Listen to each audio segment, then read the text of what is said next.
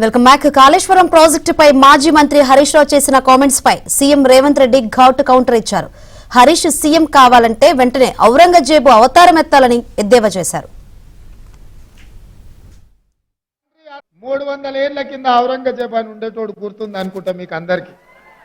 ఆ ఔరంగజేబు రాజు కావాలని రాజ్యం మేలాలని కోరుకుంటే ఆ అవకాశం తండ్రి అన్న ఇవ్వకపోతే తండ్రినేమో జైల్లో పెట్టిండు, అన్ననేమో ఉరేసి చంపిండు. అప్పటి నుంచి వెన్నుపోటుకు మారు పేరు ఔరంగజేబు అని ఇవాళ చరిత్రలో ఉన్నది. ఇవాళ హరీష్ రావు కూడా మరో ఔరంగజేబు అవతారం ఎత్తాల్సిందే తప్ప 10 సంవత్సరాలు మీరే కదా అధికారంలో ఉన్నది. 10 ఏళ్ళు మీ మామగారు ముఖ్యమంత్రిగా ఉన్నారు, మీరు ఆర్థిక మంత్రిగా, మీరు సాగునీటి పారుదల శాఖ మంత్రిగా ఉన్నారు. 10 ఏళ్ళు మీరు పల్లికిలుచుకుంటూ గాలికి తిరిగినరా అని నేను అడుగుతున్నా.